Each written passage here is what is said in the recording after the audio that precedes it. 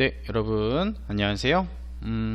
오늘은 금요일이기 때문에요. 한 주를 항상 마무리하는 독해활동지를 진행하도록 하겠습니다. 지난 한 2개 정도 독해활동지를 여러분들이 해봤는데요. 어떤 친구는 조금 이 내용이 쉬울 수도 있고요. 또 어떤 친구는 해보면은 할만하네 이렇게 생각할 수도 있고, 또 어떤 친구는 이거 조금 다 채우기 어렵다 라는 친구도 있을 겁니다. 근데 여러분, 우리가 사실은 공부를 하는 이유도요, 어느 순간 갑자기 공부를 잘하게 될 수는 없습니다. 흔히 이제 공부하는 거를 그 역도 드는 연습이랑 비교를 하는 경우도 있는데요. 역도 선수가요, 어떤 무거운 걸 들기 위해서 갑자기 무거운 걸 들지는 않지 않습니까? 작은 무게부터 시작해서 나중에는 본인이 올릴 수 있는 최대한의 무게를 올리면서 나중에 연습을 하는 거고, 실제 이제 올림픽 같은 대회에 나가서 금메달도 따고 하는 거죠. 공부도 마찬가지입니다. 갑자기 너무 어렵거나 많은 양의 공부를 하면은 과부하가 걸리기 때문에 잘 안됩니다. 그래서 항상 여러분들 본인의 어떤 현재 나의 수준에 맞게 조금씩 시작하면서 그걸 늘려간다면 나중에는 내가 생각했던 것보다 아주 더 큰 능력을 갖게 되는 겁니다. 자, 오늘도 이제 독해 활동지를 하나 살펴볼 건데요. 이 강의를 보기 전에 미리 글을 다 읽어보고 왔으리라 생각을 합니다. 그래서 독해 활동지는 사실 조금 시간이 짧은 편입니다. 여러분들 실제 글을 읽어보고 문제를 풀고 생각해보는 그런 시간을 다 고려하기 때문에 강의는 이제 수업 시간에 앞에 교과서 하는 것보다는 조금 짧게 진행하도록 하겠습니다. 자, 오늘의 글의 내용은요, 말과 관련된 내용입니다. 여러분들 식당이나 이런 데 가보면은 이제 거기서 이제 서빙 해주시는 분이 계시죠? 그런 분들이 어떻게 이야기를 하냐, 어떤 막 댓글 같은 거, 음식점 댓글 같은 거 보면은 서빙 하시는 분이 참 친절해요. 주인께서 너무 이야기를 참 재밌게 많이 해주세요 라는 댓글도 있고, 서빙 참 불친절하네요. 다시는 오고 싶지 않은 식당, 이렇게 글을 쓰기도 하죠. 자, 이 글은 어떤 내용인지 한번 같이 보도록 하겠습니다. 자, 글쓴이는 한 족발집에서 서빙 아르바이트를 했는데요. 날마다 같은 시간과 음식 속에서 가장 차별화하려고 노력했던 것은 바로 말이었답니다. 자, 왜 어떤 말을 이야기를 했을까? 자, 이렇게 하면 혹시 나올까요? 자, 죄송합니다. 자, 흰색으로 없어지네요. 이렇게. 자, 말이었는데요. 숨소리나 시선, 억양, 그리고 행동을 통해서 유쾌함을 전하려 노력을 했답니다. 자, 그 덕분인지 사람들이 인정을 해준 거고요. 스타 서빙으로 알려지기 시작했죠. 자, 그러면 말을 잘하는 서빙은 과연 무엇일까요? 자, 이렇게 쭉쭉 나오네요. 첫째, 자, 뭐 하라는 겁니까? 자, 단어 선택을 잘하는 것이었답니다. 자, 손님이 반찬을 더 달라고 하면 대부분은 네 하고 하는 경우도 있죠. 하지만 나는 웃는 얼굴로 이 반찬 맛있죠? 완전 많아요 하면서 갖다 주었답니다. 그러자 나를 찾는 손님이 늘어났다고 하죠. 자, 회사에서도 마찬가지입니다. 어떤 일을 할 사람을 찾으면 자, 제가 해보겠습니다. 좋습니다 라고 하고 답을 했답니다. 그러자 점점 묻기도 전에 나에게 일거리를 주었고요. 나는 그 안에서 많은 기회를 만들었답니다. 어떤 좀 사람이 글 쓰신 분은 적극적인 성격을 갖고 있는 것 같죠. 자, 둘째는 무엇이냐? 자, 대화의 눈높이입니다. 자, 대화의 눈높이? 눈높이 하면은 어떤 그 사람의 어떤 성향에 맞춰서 이야기를 한다는 거겠죠. 자, 우리 부모님은 정신지체 장애가 있었대요. 그 덕에 나는 어릴 때부터 부모님의 눈높이에 맞춰 이야기하는 습관이 몸에 배었답니다. 이해를 못하면 손짓과 발짓으로 표현을 했고요. 어려운 단어는 최대한 쓰지 않았답니다. 그리고 같은 말도 자기만의 뜻이 다릅니다. 말 뒤에 숨은 마음을 헤아릴 줄 알아야 합니다. 말로는 괜찮다고 하지만 실제로 안 괜찮은 사람이 있고요. 정말 괜찮은 사람이 있는 것처럼 말이죠. 이 글쓴이께서는 참 어렸을 때부터 환경이 좋은 환경은 아니었던 것 같죠. 아무래도 부모님께서 둘 다 정신지체 장애가 있으셨기 때문에 그분들이 이해하게끔 말을 하려면은 손짓과 발짓을 섞어서 이야기해야 되고 단어도 최대한 쉬운 단어로 이야기를 해야 됐답니다. 그런 것들이 사실은 쌓이고 쌓여서 나중에 성공의 밑거름이 된 것 같습니다. 자, 셋째입니다. 자, 셋째. 가장 말을 잘하는 사람은 달변가는요, 여러분, 말을 엄청 잘하는 사람을 달변가라고 이야기를 해요. 그리고 강연가도 아니고요, 진솔한 사람이래요. 자, 진솔하다는 게 무엇입니까, 여러분? 진실되게 이야기한다는 거겠죠. 손님들은 직감적으로 합니다. 내가 계산해서 이야기하면 상대방도 계산하기 시작한다는 거죠. 내가 생각해서 이야기하면 상대방도 똑같이 생각합니다. 감정도 마찬가지죠. 내가 짜증을 내서 말하면은 상대방도 짜증을 내는 반면에 예쁘다라고 말하면 상대방은 더 예쁜 행동을 하기 마련입니다. 자, 마지막으로 중요한 점은 자기 자신에게 말하는 거네요. 자, 여기도 표시를 같이 하면서 정리합시다. 자, 자기 자신에게 무엇을 말하냐? 호주에서 막노동을 하던 시절 뺨 맞는 수모를 겪었을 때에도 나는 나에게 격려와 진심의 말을 건넸습니다. 지금 이 순간으로 내 인생 전부를 평가하지 말자고, 긍정적인 미래의 나를 만나자고 응원을 했습니다. 참 이분은 선생님이 봤을 때 자존감이 정말 뛰어나신 것 같아요.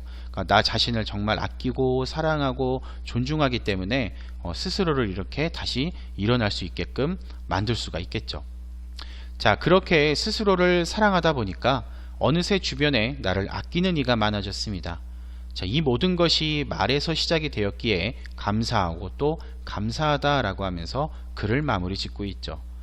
사실 이 글은 말과 관련된 글이지만 따지고 보면 어떤 우리가 삶을 살아가는 태도와도 관련이 되어 있습니다. 흔히 자존감이라고 이야기를 하죠. 자아존중감이라는 말은 특히 여러분, 그러니까 이 강의를 듣고 있는 여러분 시기에 참으로 중요합니다.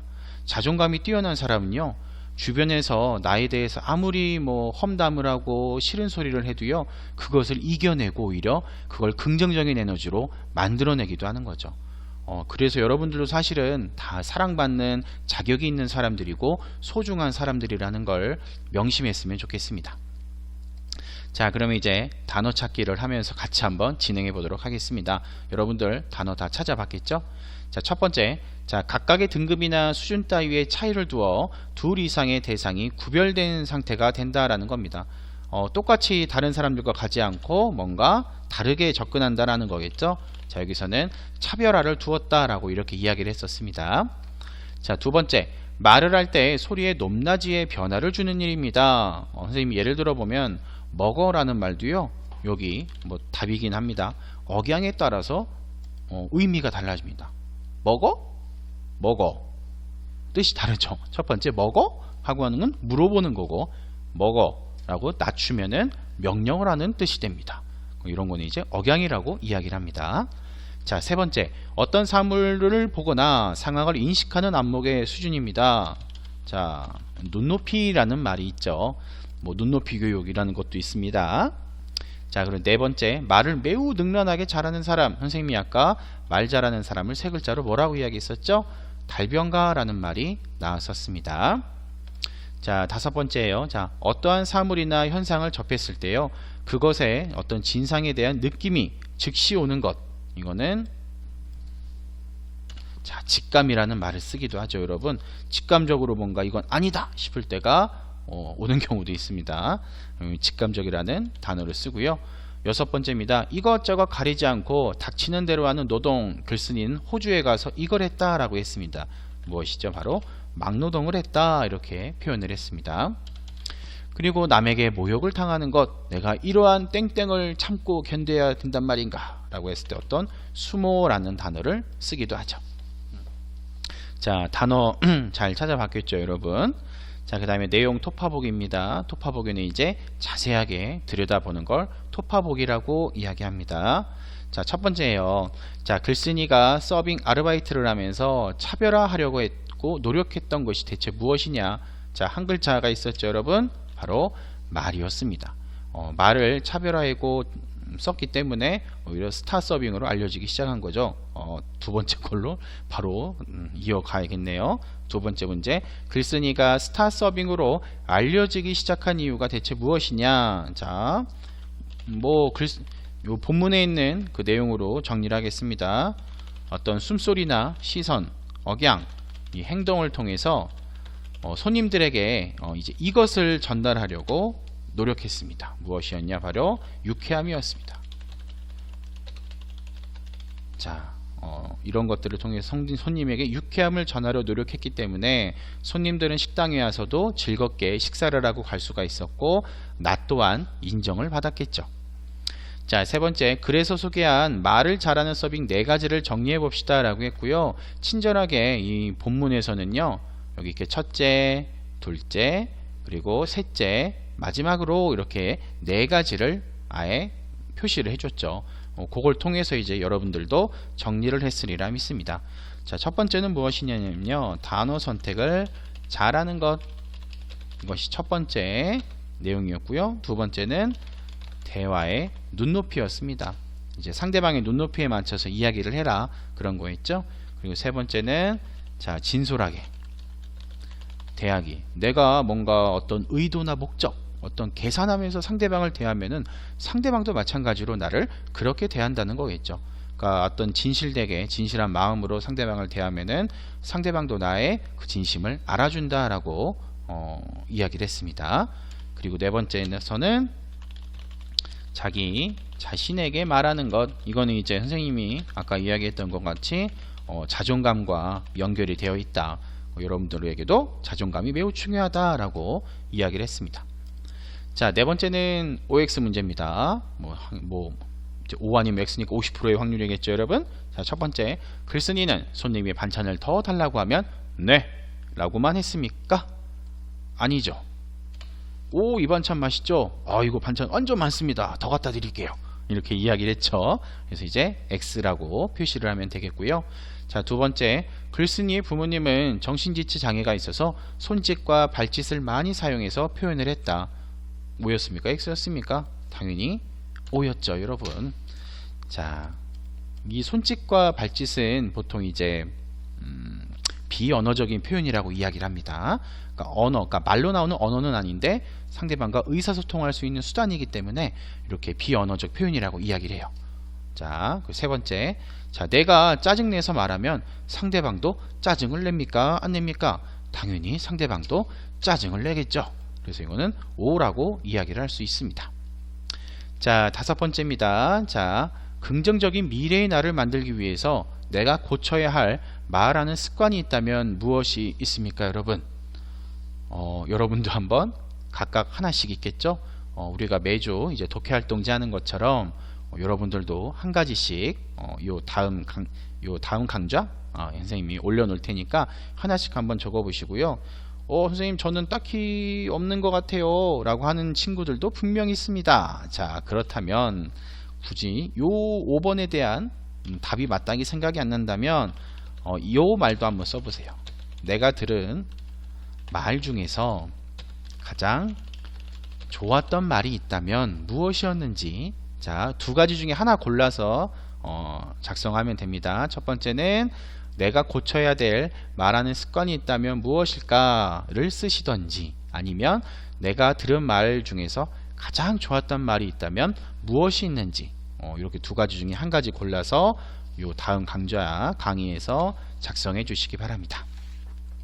자, 이렇게 해서 오늘 요 독해활동지에 대한 내용 설명은 끝났고요. 선생님이 한 가지 영상을 하나 하나 했는데요. 말이라는 게 얼마나 중요한지에 대한 내용입니다. 요거는 이제 가볍게 한번 들어보시고요. 바로 요 다음 강좌 넘어가서 작성하는 거 넘어가도 좋습니다. 한번 볼 친구는 같이 한번 보시고 마무리하시기 바랍니다. 자, 오늘도 고생 많았습니다. 다음 주에 만날게요.